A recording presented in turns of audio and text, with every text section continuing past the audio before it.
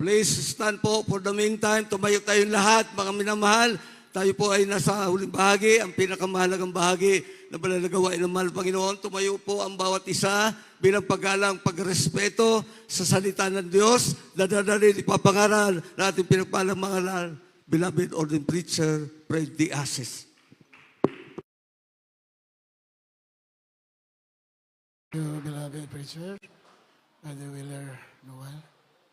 Tayo po'y manalangin ng mahal. Hallelujah, hallelujah, praise the Lord. Hallelujah, praise the Lord. Maraming salamat, mahal na Jesus, yung matamis banal na presensya. Salamat sa paglagis nyo sa mga pag-awitan, sa mga patotoo, sa mga awitin ng Children's Choir, Adults Choir, Youth Choir, higit sa lahat sa awitin ng Jesus Finest Generation Choir, mga tugtog instrumentalists, sa pagbibigay. Salamat sa mga anak kong matatapat, mahal na Panginoon. Sa pag-aaral salita, mahal na Panginoon ko magpala sa ganakil ako magawa, umaasala mo sa inyo, sa mga bungang panalangin, aming ginagalang mahal magulang sa iyo, mahal na Panginoon. Pagpalain mo ng lubusan, bless the children once again, O Lord, through your word.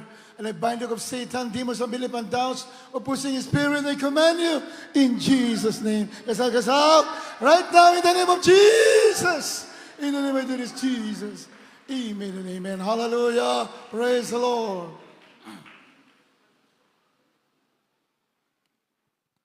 The highest praise, glory, and honor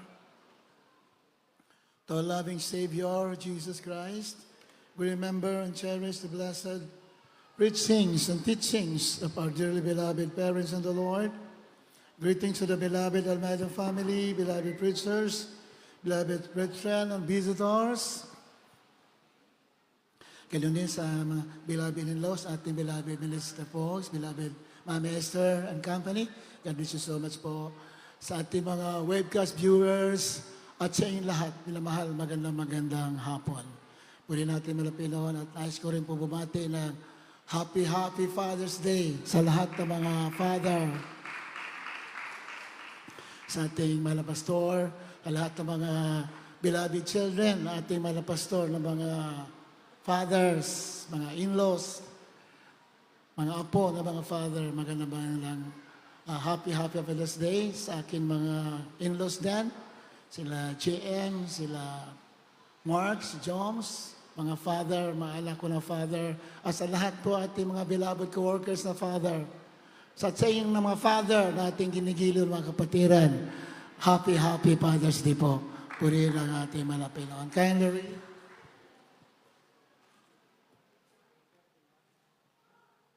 Psalms chapter 105, verse 37.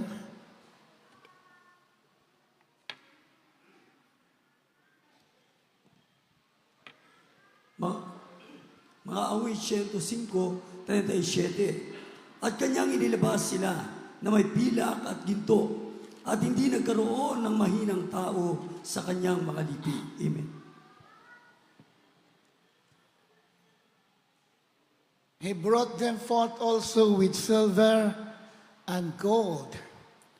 And there was none one feeble person among their tribes. Ito po yung nangyari when the Israelites came out from Egypt. Nung sila po lumabas sa Ehipto, nung sila'y pinalaya ng Diyos sa pagkabilanggo, hindi po mananatiling bilanggo ang mga pinili ng Diyos. Bilanggo ng kahirapan, karamdaman, problema. Pag isa kang pinili ng Diyos, hindi ka mananatiling bilanggo. Isang araw, lalaya ka!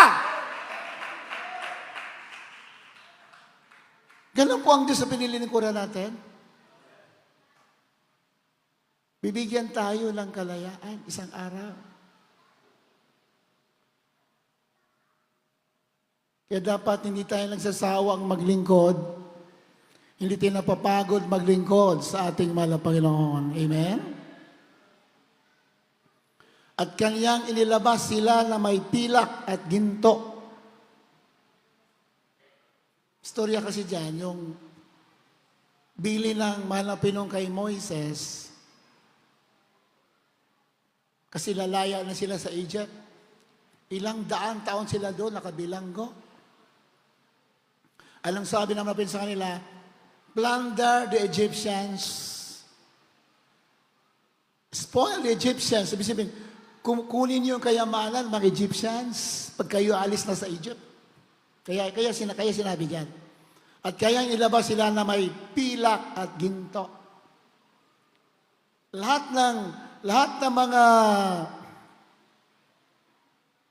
sinabi ng mga Israelita doon sa Egypt, sa kanilang mga kasama doon ng mga Egyptian, dahil nandun sila, they were foreigners in Egypt, hindi po sila taga-Egypt.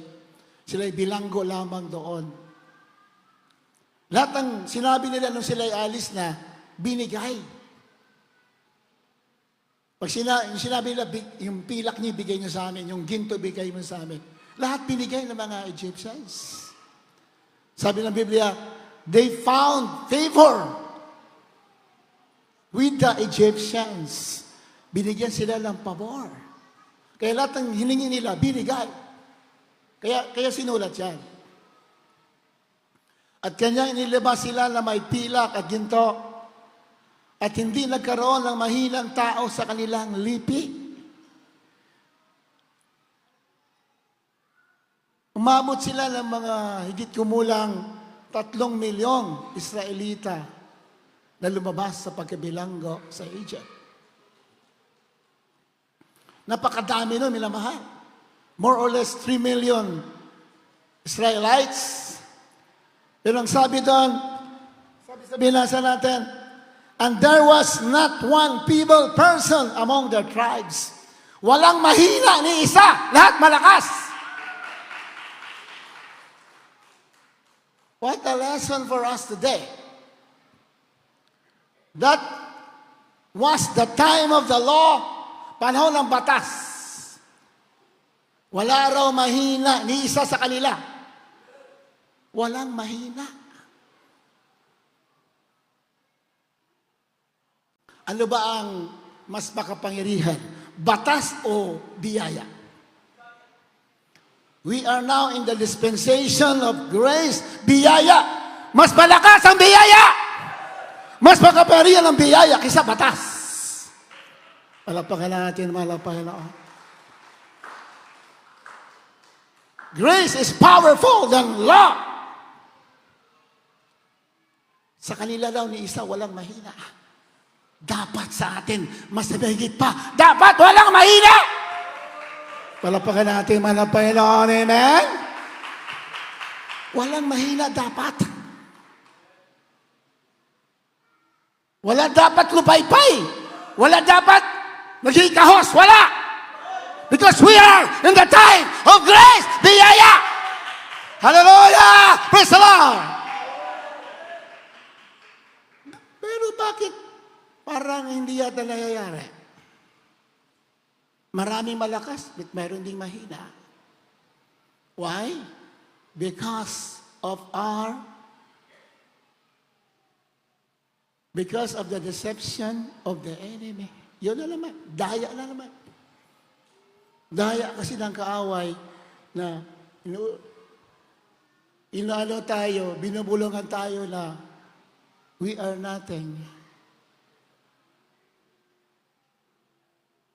Kailangan daw, para makita na humble tayo, mapagpakumbaba, kailangan ganito, para kang basang sisaw. That is deception of the enemy. Ngayon ang gusto ng kaaway, yung you are not standing on your ground. Hindi tayo tumatayo sa dapat natin tayuan. Yan ang gusto niya. Pag anak ka ng Diyos, you are powerful.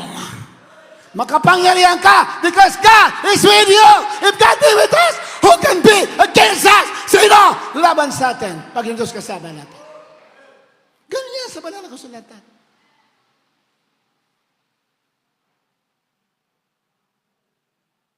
Madalas tayo timid, nahiya tayo, dapat ipagsigawan natin ang ating Diyos, ang Panginoon, that Jesus Christ is Lord.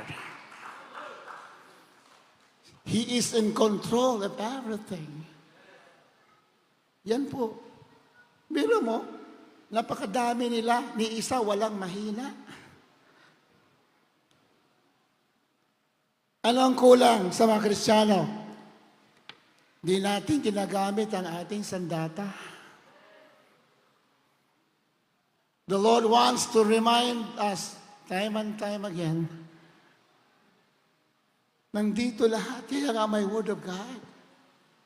Nandito ating sandata. We must use our weapon. Our weapon is not carnal, but mighty through God to the pulling down of the stronghold of Satan. 2 Corinthians 10:4. Ang ating sandata ay makapangyarihan. Ano yun? What is our powerful weapon? 2 Corinthians 10:4.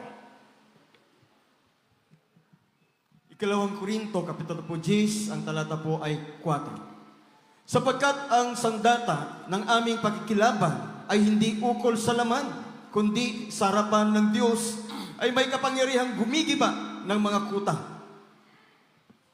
For the weapons of our warfare are not carnal, but mighty through God to the pulling down of His strongholds. Strongholds, mga kuta ng kaaway. Kuta ng takot. Yan ang mga stronghold ng kaaway sa mind natin. Ang digmaan po, ang labanan sa ating mga Kristiyano nasa mind. At ang ating sandata ay makapangyarihan. Sapagkat ang mga sandata ng aming pakikilaban ay hindi ukol sa laman. Ang ating sandata, hindi sa laman sandata, hindi Armalite, hindi nuclear weapon. Ang ating sandata ay makapangyarihan higit pa sa mga almas ng sanlibutan na ito. Kundi sa harapan ng Diyos ay may kapangyarihan gumiba na mga kuta, strongholds, mga kuta ng dyablo sa mga tao, kahit sa mga isip ng mga anak ng Diyos. Gusto niya magkaroon ng stronghold o kuta, takot, maraming kuta, unbelief and doubts. These are the strongholds of the enemy. Ngunit ang ating sandata ay makapangyarihan. Ano yon? Salita ng Diyos. Word of God! Amen? Word of God is our powerful weapon. Sabi naman ng sulatan. Stand on the Word of God. Hindi tayo mabibigo. Magtatayo tayo sa salita ng Diyos. Katulad ng lagi natin inulit-ulit, the blood of Jesus Christ is the final verdict. Nung nabuhos ang dugo ng Malapinaon, lahat ng mga sumpa, tinubos tayo. We have been redeemed from all the curses of the law. Nasa atin na lahat ang tagumpay. Yung nga lang ayaw natin gamitin. Ang salita ng Diyos, kailangan bigkasin natin, speak out the Word of God. John chapter 6, verse 63. Pakibasa.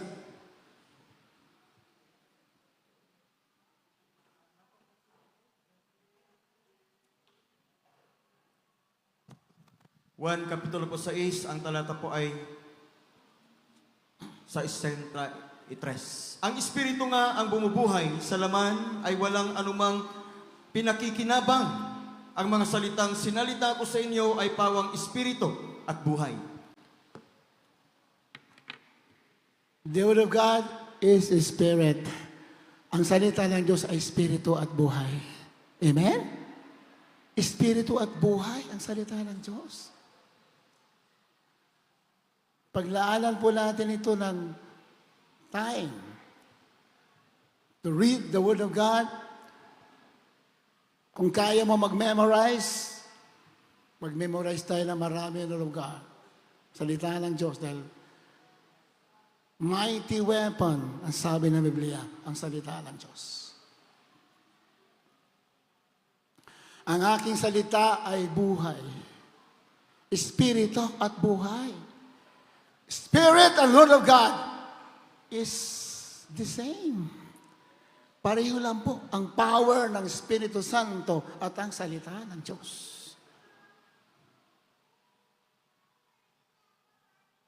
Kaya gusto ng kaaway, tahimik tayo. Gusto niya tahimik tayo, timid. Pero ang gusto ng Malapinon, para kang leon. Dapat umaatungal ka. Palapakan natin, Malapinon. Amen. Revelation chapter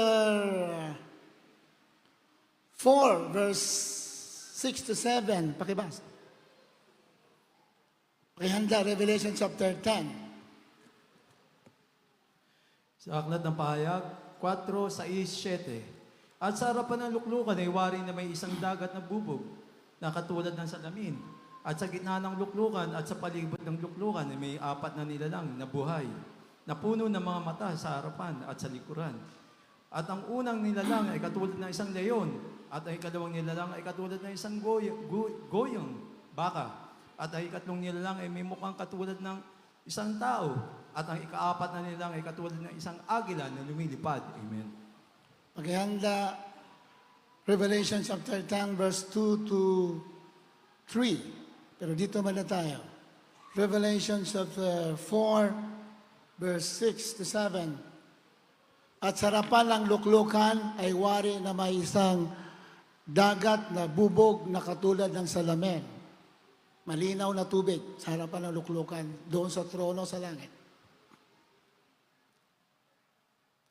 At sa gitna ng luklukan at sa palibot ng luklukan ay may 4 na nilalang na buhay, na puno ng mga mata sa harapan at sa likuran. At ang unang nilalang ay katulad ng isang leon. At ang ikalawang nilalang ay katulad ng isang guyang baka. At ang ikatlong nilalang ay may mukhang katulad ng isang tao. At ang ika-4 nilalang ay katulad ng isang agila na lumilipad. So masyadong malawak yan. Dito lang muna tayo sa leon. Sa sunod na linggo, i-discuss natin yung iba pang nilalang. Ang pinapakita dyan, yung mga bagay na mahalaga sa Diyos habang tayo naglilingkod. Amen? Palinhaga kasi yan. Metaphoric, symbolical yan. Hindi natin masyado expound ngayon, mas wala na tayong oras, kaunti lang ang time natin. Dahil marami mga nag-perform. Kaya, dinala natin yung leon. At tinutukoy po dyan, yung mga bagay na mahalaga sa Diyos.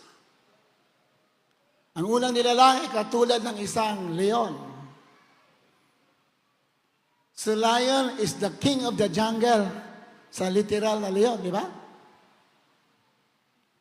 Malakas. Hindi natatakot. Ganyan ang leon. Amen? Sabi ng Biblia, Jesus Christ is the Lion of the tribe of Judah. Lion of the tribe of Judah.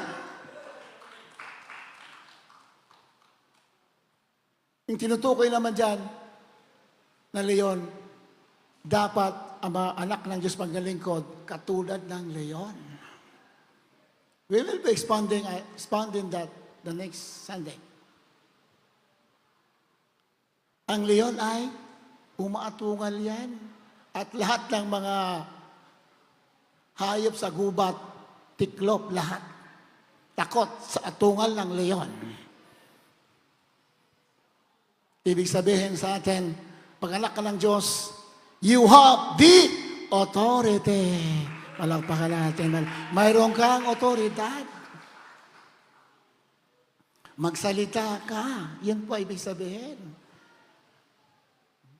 Speak with boldness with authority.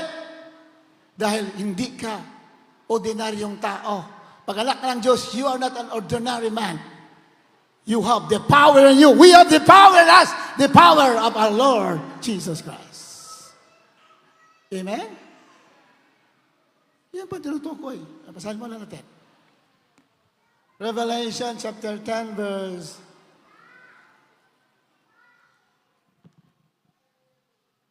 2 and 3.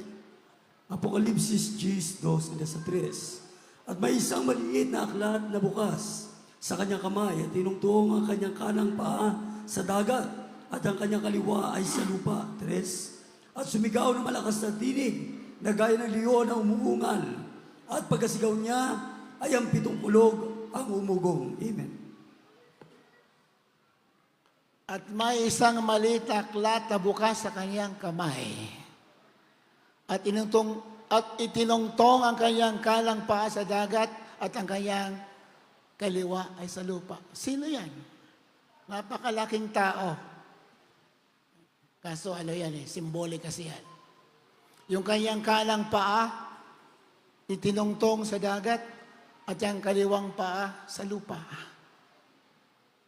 Yan po ang ating mahal na Pinisos pagbaba niya dito. Yung inagaw ng dyablo na sanlibutan ay muling ibabalik sa kanya. Malapakan natin, malapakan natin. Sa ngayon, sino ang kumokontrol sa mundo? Ang dyablo ang kumokontrol. Masasamang tao ang kumokontrol sa mundo. The world is being run by evil people. Kaya ang sama-sama ng mundo, napakagulo. Maraming naghihirap.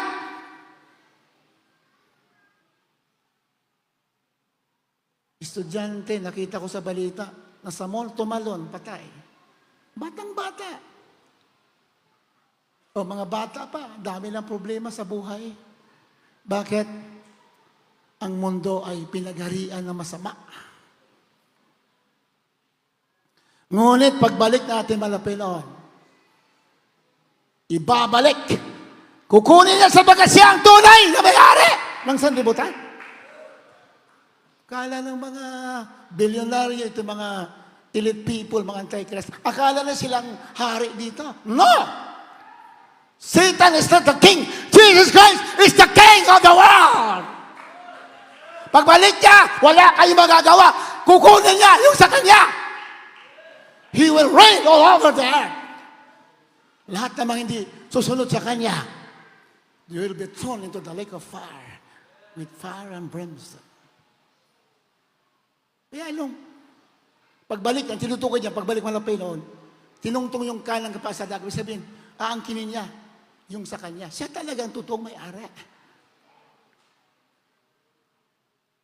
At sa atin, ang mga pangako sa atin, kahit di pa sa mga balik, anak ng Diyos, ikaw ang hari dito sa mundo.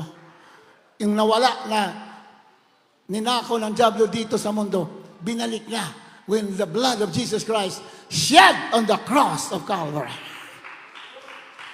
Malinaw yan sa banal na kasulatan. Nung tumagas ang kanyang dugo na banal, kaya nga yung dugo, the final verdict. Pag narinig ng Satanas ang dugo, nanginginig siya. Bakit? Final ang decision. Satan is defeated. Talo ang demonyo. Palapakan natin, manapin. Yan talaga ang nakasulat. Kaya nga Satanas galit na galit na sabihin ang salita ng Diyos kasi may expose ang kanyang pandaraya, ang kanyang pagsisinungaling sa mga tao. Pinapalabas na siya ang hari dito. Pero ang katotohanan, ang totoong naghahari, mga anak ng Diyos. Yun talaga ang totoo. Because Jesus Christ has paid the price of our salvation. Paid the price of our redemption. Binayaran lahat ng sumpa, kahirapan, karamdaman, mga problema ng tao, binayaran sa magitan ng pagdalak ng dugo. Kaya sa Biblia, and they overcome him by the blood of the Lamb and by the word of their testimony. Pinalo ang diablo sa magitan ng dugo at salita ng patotoo.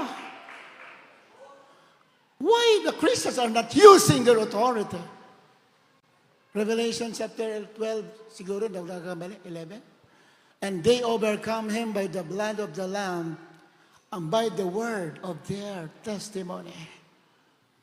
Tinalo ang diablo sa magitan ng dugo ng kordero at sa salita ng kanilang patotoo. Apokalipsis 12, versikulo po 11. At siya'y kanilang dinaig dahil sa dugo ng kordero at dahil sa salita ng kanilang patotoo at hindi nila inibig ang kanilang buhay hanggang sa kamatayan. Malakpakan natin, malapayan. Hallelujah!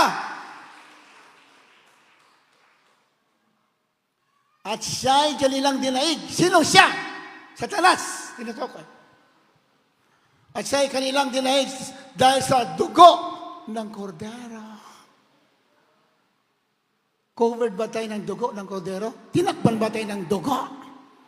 Tinakpan ba? Hindi lang tinakpan, inalis yung dumi sa ating mga buhay. Sabi ng Malapinon, before He ascended to heaven, go and preach all nations. In the name of Jesus Christ, for the remissions of their sins. Remissions! Pag sinabing remissions, inalis yung kasalanan, inalis ang sumpa. Sa lumang tipan, pag nagkasala ang mga anak ng Diyos, magpapatay ng hayop, kambing tupa. Para anong dahilan? Para takpan. Ang tawag doon, atonement. Para takpan yung kanilang kasalanan. Tinatakpan lang. Kaya natili silang masama. Mamaya, babalik uli sa kasalanan. Bakit? Tinakpan lang. Pero sa ating panahon, hindi tinakpan. Niremet, tinanggal, inalis. Palakpakan natin, malapayanon, amen? Kaya nga, at siya'y kanilang dinaig dahil sa dugo ng kordero at sa salita ng kanilang patotoo. The word of their testimony. What is the word of our testimony? The word of God is the word of our testimony. Ito ang patotoo natin. Ito ang patotoo ng Diyos. Salita. Kaya sabi ng Hosea 4:6, my people perish for lack of knowledge. Aking bayan na pahamak, kulang sa kalaman. This is the word of testimony, the word of God. Speak the word of God. Magbangit ka ng salita ng Diyos.